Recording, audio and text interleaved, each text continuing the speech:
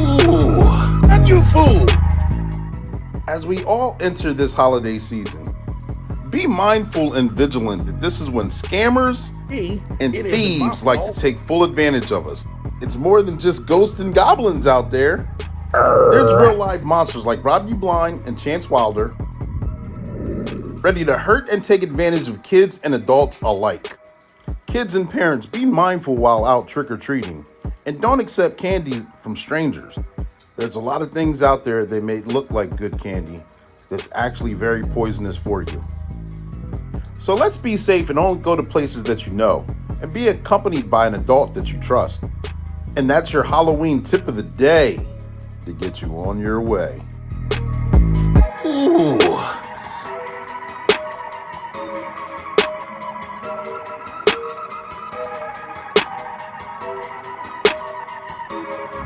Subscribe now.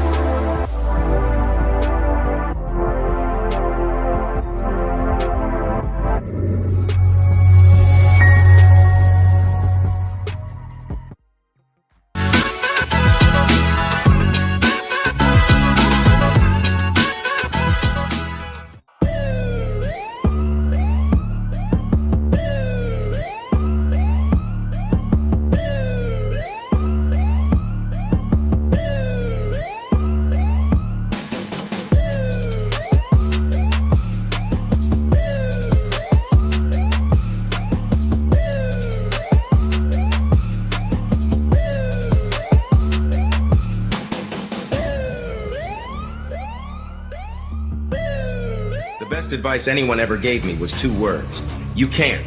And you know what my response was? 2 words. Watch me.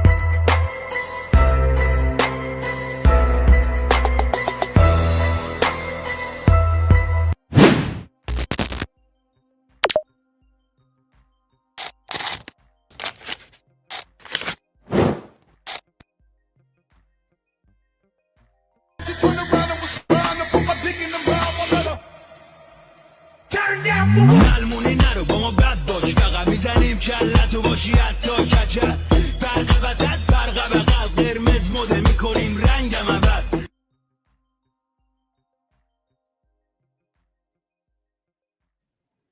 All right, I got the camera up. Very last minute, we had some technical difficulty because right here I was trying to do something at the last second and then it messed it all up. So hopefully everything else is still uploaded and ready to go. Looks like it is. I got everything full game, full gambit. I see you, Nina. Thank you for tuning in. Drive safely. Keep your eyes on the road, but I appreciate it. This is Black and Blue. This is the podcast. It's just for you. We go live weekly at 7 p.m. Eastern Standard Time. When we go live either with a special guest or a Cleesop Fable, but we learn something, we tune in, and we enjoy ourselves. Of course, this is the podcast just for you. where we go live with the first responder or a law enforcement officer, whether they're rookie season or retiree, and we talk about their training experiences and their publications. We're not going to fall short today. All right. I got a oldie but goodie. I got Darren Burch is going to make, he inspired what today's topic is going to be about today. But I'm your host, I'm your motivational speaker, your empowerment coach, your author, and your favorite bigger coach, Clee, coming at you. It's Ecclesiastics 302. It's the crime school where you can find me at. I'm the coldest code switching detective, and you spell my name CLEE, which stands for Continuing Law Enforcement Edutainment, because we entertain and we educate at the same time. All right. And I see Shayla's on here. Happy Halloween Eve. Yes. I pulled out an old Sergeant Be Safe is from 2022, I believe that was. I didn't even know Sergeant Be Safe has been around for 3 years or more, but that was an older one with the old graphics and all that. Had to pull that one out to celebrate the holidays. So we kicked off with that one. We kicked off with the intro, kicked off with a lot of different things. We're streaming on 5, maybe 6 different platforms. We're on 4 on Facebook. We're on 2 on YouTube. We're on 1 on LinkedIn. This is also going to be uploaded on Spotify. So if you haven't already, subscribe to it, tag, like, share, subscribe, let your friends know, hit that like button so we can hit the algorithm. We're going to keep going and having a lot of fun. Got a great show lined up for you guys today. You've already seen the Sergeant Be Safe. Absolutely. Yep. Drive safe. You've seen the Sergeant Be Safe. We have another Sergeant Be Safe, a Halloween cartoon, educational about trunk or treat and the trick or treat. Maya goes on a little adventure, and it's an explainer. We also have the recap from last week. You remember the Cleesop's Fable, the Lion and the Mouse? Well, we have a short recap. Just if you missed that, make sure you go back and check that out. But it'll be a small recap. Then the event where I got the host. Many of you may not know that I am with Alpha Phi Sigma. I've been a Sigma for a little while now, and I got to MC this last event for our 40th anniversary. So therefore, I'm gonna have a few highlights, a few clips from there. That was we had our event at the casino. It was a great time. I had a good time. And show you some of that. Talked about Sergeant Be Safe. Going to talk about the 3 S's. I know we talked about that a few weeks ago, but we're going to revisit it because it's important, for one, for Halloween. For 2, because of the story that we're going to do. We got a crime story. It's the haunting of Detective Reed. He's going to remember something that happened to him many Halloweens ago, and it's purposeful for today's show. Then we're going to talk about transforming the shadows in the light. Some of the negative things and talking about how they're positive, how to work on mental health, and it's just a motivational piece right there. All right, that's pretty much the lineup. I may have missed or skipped something, but we're gonna have fun a lot. We're gonna have a lot of fun talking about it. But let's get the recap. So if you guys missed Cleesop's Fable last week, here's the Lion and the Mouse, and I gave 3 different examples: the Aesop Fable version, the story version, and then the actual explainer for how it's practical with an active duty law enforcement officer. And I think this is what this one highlights about. All right, here we go. On my luck. So having a conversation today, I was talking with an active duty officer. I'm gonna dumb the story down a little bit so I don't say any names or say any places to actually give up any kind of actual incident. So now on duty officer had a conversation with me earlier today, and they said, having a conversation, they were called to a local establishment, a restaurant, where one of the employees was actually stealing from the cash register. And that individual got dispatched to that location and spoke to the store owner, the store manager. This person has been stealing from me, been stealing right out, robbing me blind, literally, while working here. And so the officer went and confronted the individual and hey, did you do this? Probably got some of the funds in your pockets right now. And after a little bit of table tennis, verbal judo, the bad guy, or lack of a better term, the other employee came clean. Said, yes, I've been doing this, been down on my luck. It's been an easy opportunity for me to go ahead and take this, and I was taking it in small pieces to where I didn't think it was going to be noticed, but I still have to live life. I have to worry about my family and things like that. The sob stories that we always hear.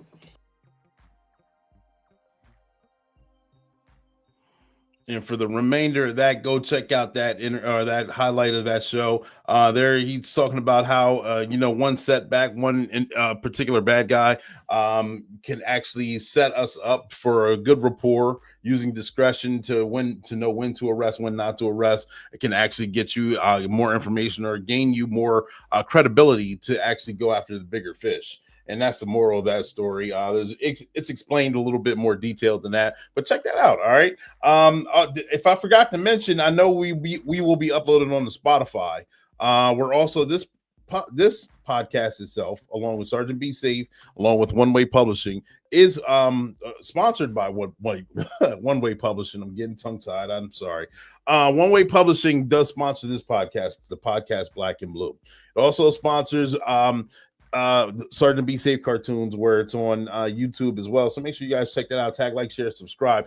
It's also a publishing company. It's done the videos for this upcoming Sigma, the Sigma event. The video I'm going to show you. Got to do some of that. Got to write a few books. Not only did I get a chance to write the few books. Oh, I forgot to explain. Yeah, let me get these pictures up here. So not only at this event that I'm going to show the video for, one of the very first books that I published, No Shade, All Light.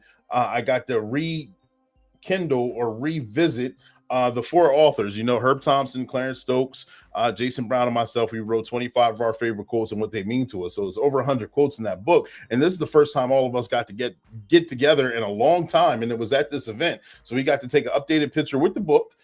Someone particularly got to get all four signatures from us at this event. Not only that, two of the individuals in this picture, I'm going to show it now, were honored at the event. There it is. You see right there in the brown, Clarence Stokes, Herb Thompson holding the book, Jason Brown, and you see me on the end. We got to revisit our book. We got to, I wish I could show the other picture. I didn't upload it, but regardless, you guys get the idea. No Shade, All Light. It's nice to do something from 2018 and actually revisit it this past weekend and watch it grow and talk about some of the heartaches and pains that we had writing the book, but then they actually turn into funny moments and then bonding moments as well. Let me see what else I had. Line Brothers for Sigma right there. You see the Ace, Deuce, and then myself right there on the end. And you get to see Phi Beta Sigma right there, that coming down the escalator at the casino, for the event, looking good, looking snazzy. And then also some of the members of the Masonic Lodge Chosen Friends right there on that same stairwell. And I got to join in both pictures with that because of all the organizations I'm involved in. So good pics. What is that?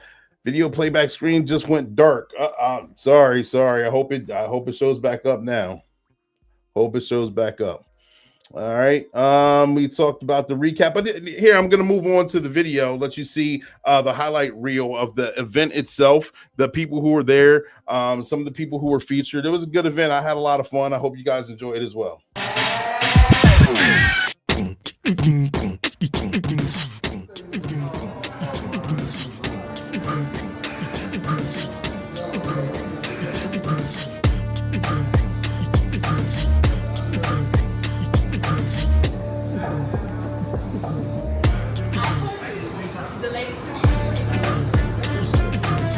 Gotcha.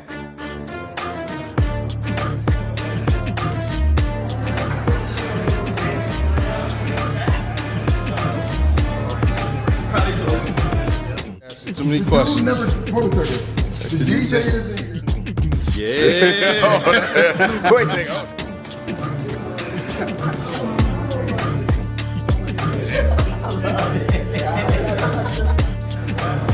What up, man? We brought everything.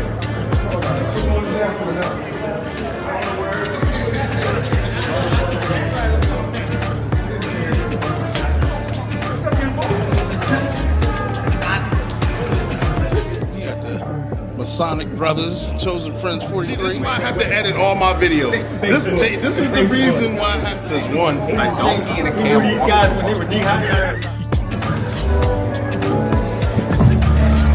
Congratulations on 40 years. And help you live in workshop. And all great. Let me go ahead. Oh, you stuck, man. To celebrate those accomplishments, I would like to leadership and foresight help shape the chapters. So, with that said, please join me.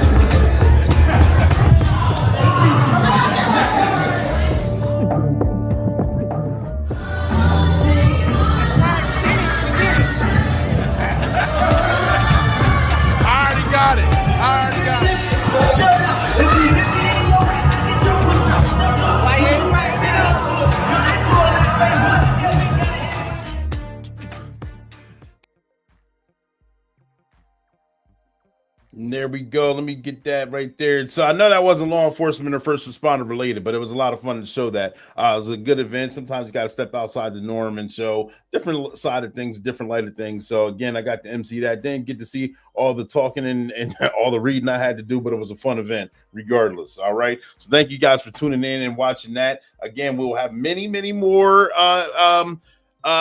events coming down. So if you're around or available, please come through and have fun with us. All right. But now we moved on from the Sigma 40th event, and Sergeant Be Safe, since we are on Halloween Eve. This is Thursday, so a lot of places are probably out doing trick or treat right now as we speak. In this area, we just had like a whole monsoon came through all morning and all afternoon long. I think it settled down, but trick or treat is not tonight for us.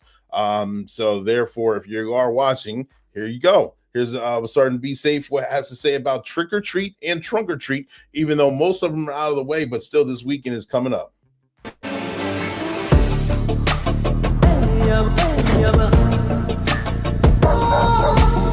Halloween night.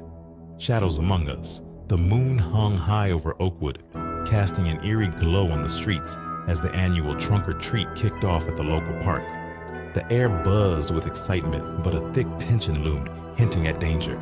Sergeant Be Safe stood tall at the park entrance, his sharp uniform gleaming in the moonlight. Listen up, everyone. Keep your groups tight, stay alert, and if you see anything suspicious, find me or one of the officers. His voice was strong, but the unease in his eyes hinted that he sensed something was off tonight. Officer Stella Steele hovered above in her drone, her gaze sweeping the park. I'm monitoring the area, but I'm getting strange readings near the far end, she reported, her tone serious. There's something or someone lurking. Just as she spoke, Maya, a spirited 14-year-old dressed as a fierce dragon, led her friends toward the haunted car trunk. Let's check it out, she said, excitement bubbling in her voice, but as they approached, the laughter of some older teens sent a shiver down her spine. Wait, is that treacherous Tony? One of her friends whispered, pointing toward a shadowy figure by a tree. Tony, the notorious drug dealer, grinned, menacingly, his eyes scanning the crowd. What's up, kids? Got any plans for some real treats tonight? He taunted, holding up a bag of pills that glinted ominously in the dim light. Maya's heart raced. We should get out of here. This isn't right. But before they could turn back, Mr. Meaner, Tony's enforcer, stepped from the shadows, blocking their path. Looks like the little dragon needs to learn some manners, Mr. Meaner sneered, his presence imposing. Just then, the sound of sirens pierced the night. Everyone, find a safe place. Sergeant Be Safe roared, his authoritative voice cutting through the panic. Officer Stella guided her drone toward the commotion, capturing evidence of the unfolding chaos. Maya and her friends ducked behind a trunk, heartbeats pounding in their ears. What's going to happen? One of them whispered, fear evident in their eyes. With his back turned to the chaos, Sergeant B. Safe confronted Tony, his eyes locked in a fierce glare. You're not welcome here. Get out before we take you in, he warned, standing firm against the growing menace. Not today, officer, Tony retorted, but his bravado faltered under the weight of Be Safe's unwavering presence. In a sudden burst of movement, Mr. Meaner lunged forward, but Be Safe was quicker. With a swift tackle, he brought the enforcer crashing to the ground, showcasing his strength and determination. Stella now, he shouted, and she guided her drone to capture every moment. The footage would serve as crucial evidence against Tony and his crew. As the crowd gasped, Tall Tale and Big Deal appeared, their formidable presence solidifying the sense of safety. Looks like the party's over, Tony, Tall Tale announced, stepping forward with confidence. With the bad guys cornered and nowhere to run, Tony realized he was outmatched. You think you can scare me? He growled. But his bravado crumbled as the officers moved in. The crowd erupted in cheers as the criminals were taken down, fear dissipating like fog in the morning sun. Maya stepped out from her hiding spot, a mix of relief and adrenaline coursing through her. Thank you for saving us, she called to Sergeant B. Safe, her voice steadying. He smiled back, a reassuring glint in his eyes. Remember, it's not just about the candy, it's about keeping each other safe. Stay vigilant and always watch your backs. As the festivities resumed, the thrill of Halloween was restored, but the night had left its mark. They had faced down their fears and emerged stronger. united against the shadows that lingered in the community. In Oakwood, Halloween would forever be a reminder that safety comes from both vigilance and community, a lesson learned in the most thrilling way possible, the end.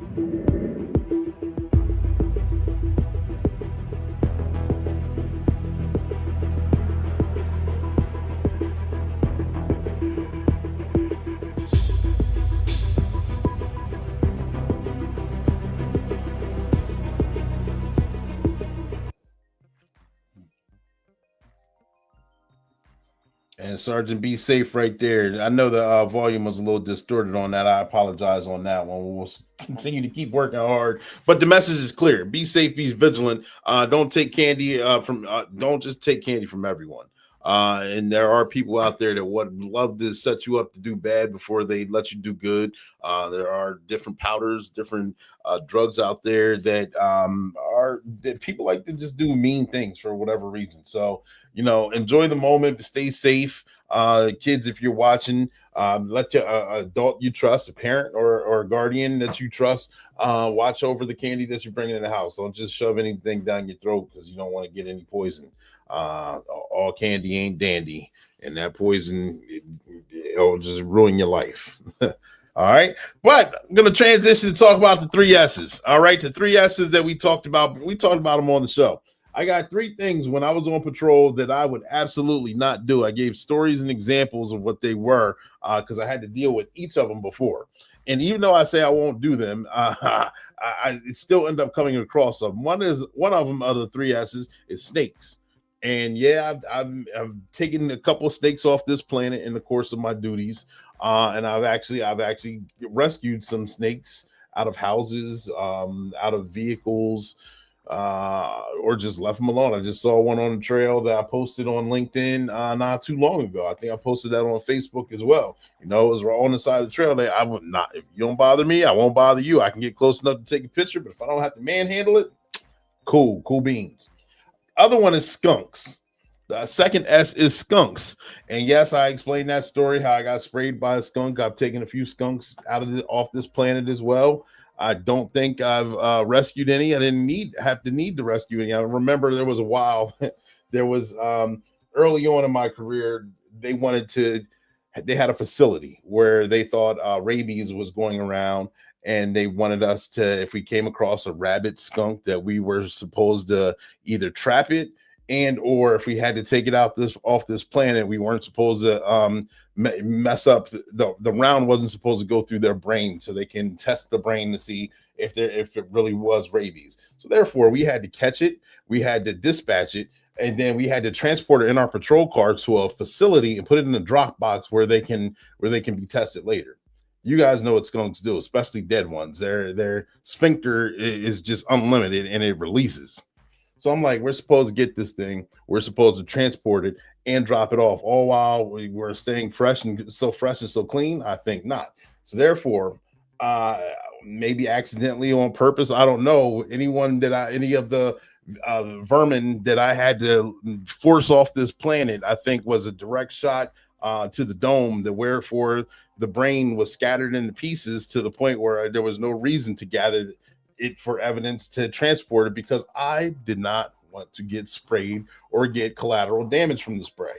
So therefore, I had been sprayed before. I told that story. I forget how, maybe a couple months ago. Not looking forward to doing it again. I've dealt with skunks. I've been taunted by skunks while approaching houses in the woods. You don't know, you think you're sneaking up on something, and all of a sudden you turn around, you see a furry thing with a white stripe, and it's got his tail pointed right at you, and then I'm gone. All right, so that's the second S. Snakes, skunks, and the third one is spirits.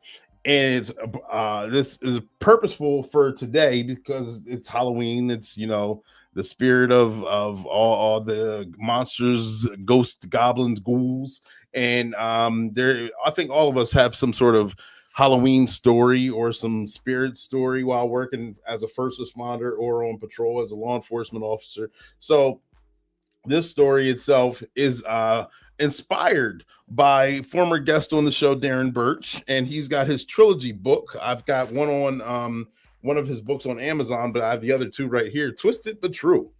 All right. and it's inspired by one of his stories. If you don't have his books, make sure you check him out on Amazon. He's been on here before a few years ago, I think like 2 or 3 years ago, but we stayed in contact, and his stories are great. And this one I think is very befitting for Halloween right now. This one, what's the title? It's a crime story. It's inspired, of course, by Darren Burch. It's The Haunting of Detective Reed.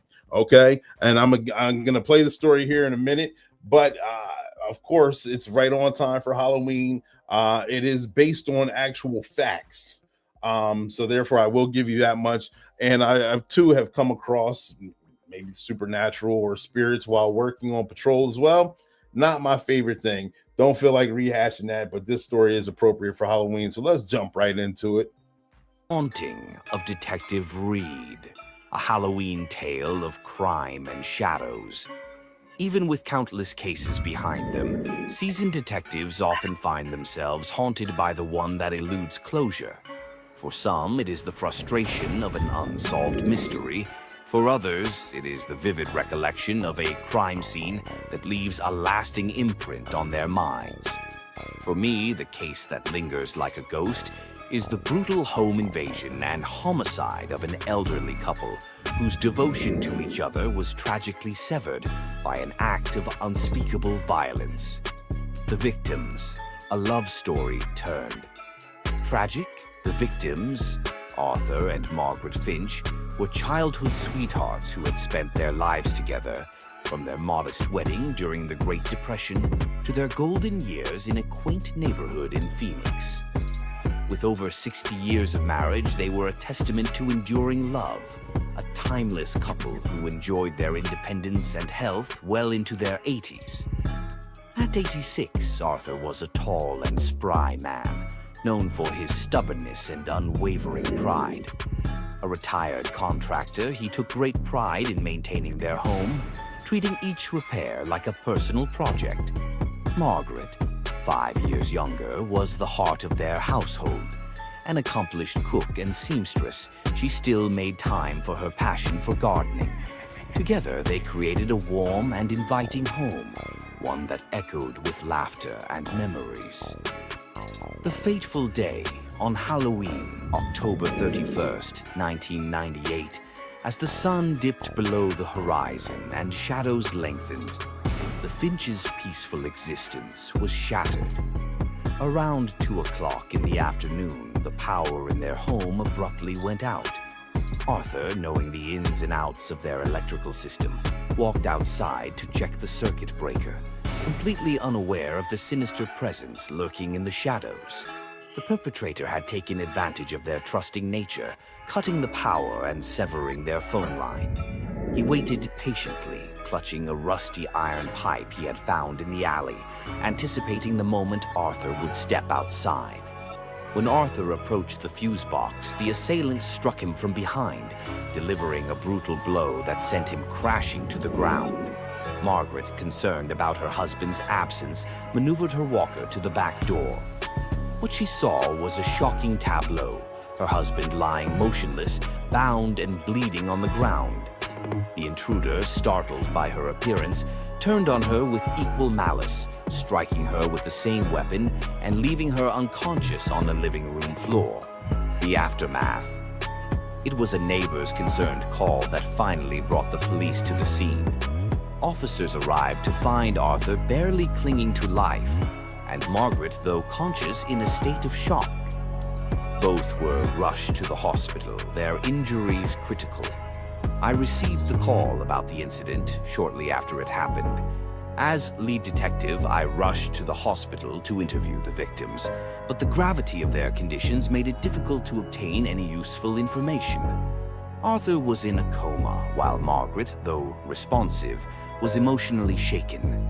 She struggled to recall the details of the attack, and her memory seemed fragmented at best.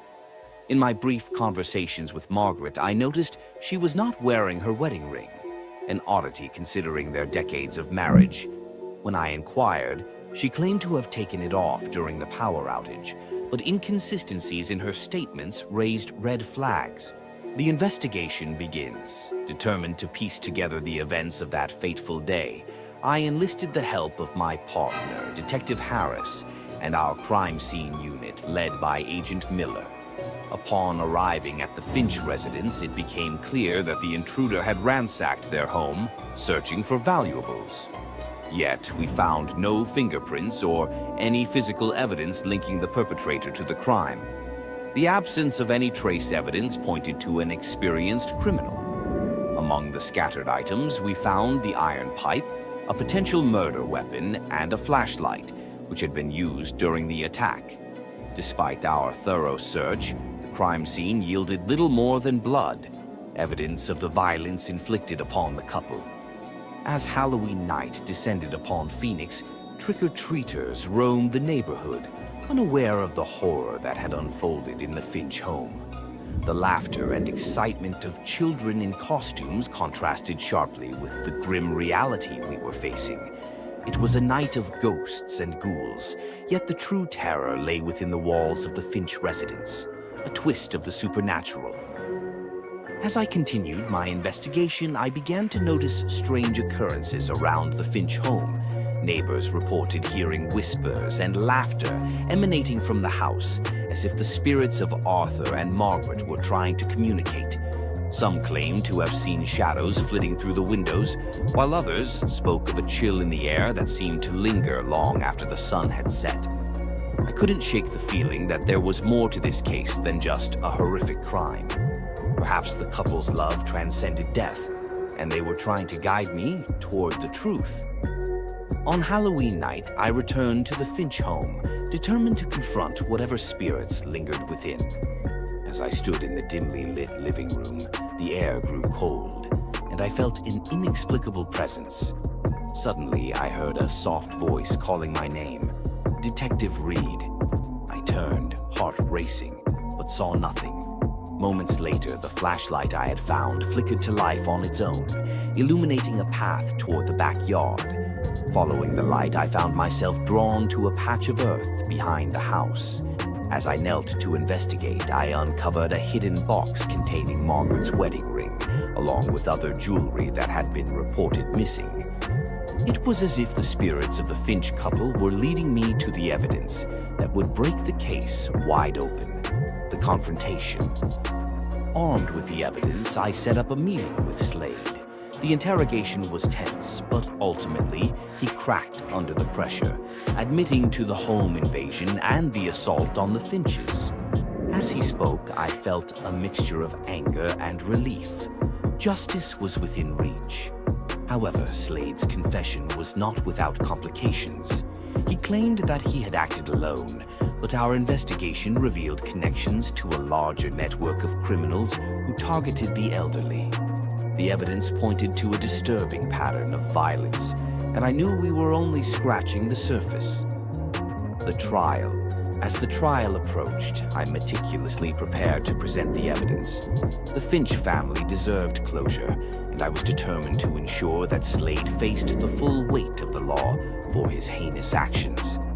The courtroom was filled with tension as I detailed the events that led to the couple's tragic fate. Slade was convicted, but I couldn't shake the feeling that there were still others out there, lurking in the shadows, waiting for their chance to strike again. Conclusion. The Finch case remains etched in my memory, a haunting reminder of the violence that can erupt in the most unsuspecting places. As Halloween approaches, I reflect on the darkness that exists in the world, but I also find solace in the knowledge that justice was served for Arthur and Margaret Finch. Their story, though tragic, serves as a testament to the resilience of love and the unwavering commitment of those who protect the vulnerable. In the end, the true horror of that Halloween night lay not just in the crime, but in the supernatural bond that connected the Finch couple. Their spirits, having endured tragedy, ultimately guided me to the truth. As I continue my work as a detective, I carry their memory with me, a guiding light in the ongoing battle against the shadows of crime and the mysteries of the unknown.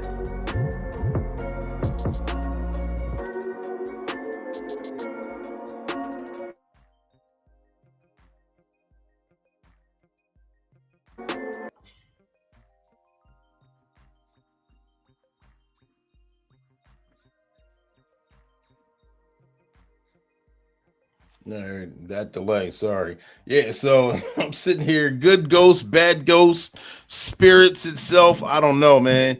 Listen, you tell me that I'm investigating the case, and then a light out of nowhere is going to illuminate the pathway to solving the crime.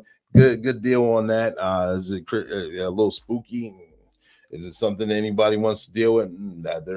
I've heard stories, I've heard tales about supernaturals and law enforcement teaming up to solve crimes. You've seen Stir of Echoes reminds me of one. Deliver Us from Evil reminds me another one is.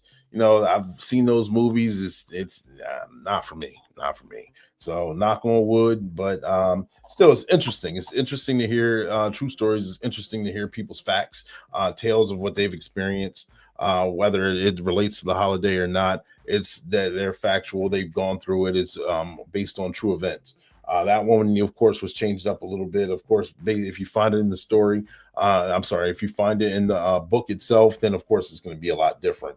But it was inspired from that. All right. And, we got to follow up. Got some good things coming down the pipeline. I've been working some things out with some individuals. We'll see how things will work out locally with an event that we're planning. But mental health and mental illness things are on the rise because of a lot of the trauma that we see while working as a law enforcement officer, first responder. A lot of things we embrace, a lot of things that we keep inside and don't let go of properly, or if we force it out improperly. Here's just a motivational moment. Of course, got to use an old picture of myself to explain it. I apologize for the weird smile, but the message still hits home. All right. So we're gonna transform the shadows back into the light. And we're gonna wrap up with it. These lives aren't gonna be going full bore long, but they're gonna be informative, they're gonna be fun. But we're gonna wrap up with this one right here. Here we go. Transforming shadows into light. A tribute to resilience in law enforcement. In the heart of darkness, heroes rise, not just in moments of glory, but in the quiet battles fought within. Nightmares may plague our thoughts, but the real tragedies faced by law enforcement and first responders forge the spirit of resilience. While loss is an inevitable companion, the support of family, friends, and even strangers creates a lifeline, reminding us of the beauty in humanity. As we navigate grief, it's essential to recognize that the mere presence of loved ones can offer strength. Their kindness, manifested through small gestures, becomes the encouragement we need to face another day. Each moment survived allows us to look forward to the potential of tomorrow, transforming despair into a glimmer of hope. The journey of healing teaches us to embrace each day as a new canvas, painted with the colors of our experiences. Past nightmares may linger, but they also hold the promise of growth and understanding. By living one day at a time, we learn to weave our stories into a tapestry of resilience, reminding ourselves that even the darkest nights can lead to brighter tomorrows. The traits that help us endure life's adversities are as diverse as our paths. Some find solace in humor, using laughter to navigate difficult moments. Others rely on patience, diligently waiting for the right opportunity to act. These strengths are unique to each individual, yet they collectively reinforce our commitment to service and community.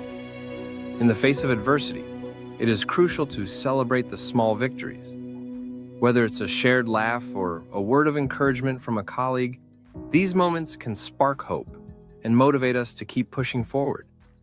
Each act of kindness serves as a reminder that we are not alone in our struggles. As we transform nightmares into dreams, we recognize that healing is not about forgetting. It's about embracing our experiences and using them as a foundation for growth. With each sunrise, we are reminded that even in the depths of sorrow, there lies the potential for renewal and brighter days ahead. Together we rise as a community of first responders, lean into the camaraderie that binds us, sharing stories of triumph over tragedy. By uplifting one another, we embody the spirit of resilience, showing that our collective strength can inspire hope and healing for those we serve. In this journey from shadows to light, you are the architects of hope, proving that even amidst the darkest challenges, the promise of a better tomorrow awaits. Keep moving forward, for every day holds the potential to uplift not just yourselves, but the entire community you protect. Yep, there we go. Keep moving forward. Embrace it and embrace the challenge. Embrace it. The Marines used to always say, "Embrace the suck." There is light at the end of the tunnel. Go through it. Find a mentor through it. Get some counseling through it. Become better at the end of the conversation. Become better at the end of the situation. Become better at the end of the trauma. All right. Make sure you guys have a happy Halloween. Be safe this weekend. Take care of each other. Be good. Follow up on those cases. Follow up on whatever you need to do as a first responder or law enforcement officer. Be safe out there. Take care of yourself. I appreciate it. Tune in for next week. I've got a few guests coming down November. I do have them lined up. I can't wait to have them back on the show just to kind of change things up a little bit. I enjoy telling these stories. I enjoy having the holidays come around, so therefore I can change things up. But we're going to continue moving forward. This is Black and Blue. The podcast is just for you. I'm your motivational speaker, your empowerment coach, your author, your favorite baker's favorite baker. We're going to be going live weekly at 7 p.m. Eastern Standard Time. We go live. We're going to go live with a special guest, whether they're rookie season retiree, they're going to be part of law enforcement and or the first responder community, and they're going to bring us some good information. All right, you guys take care. We will be back next week. Let me get out of here with these presets going on. Do I have them? Where they at? Let me get them up. Sorry, my bad. They should already be loaded. Here we go. You guys take care. Have a good one. I'll talk to you later. Just the facts, ma'am. Black as you is, there's a whole lot of blue still shining through. I'm not a bad cop. I never once said you were. It would be real simple if the problem was bad cops. It ain't.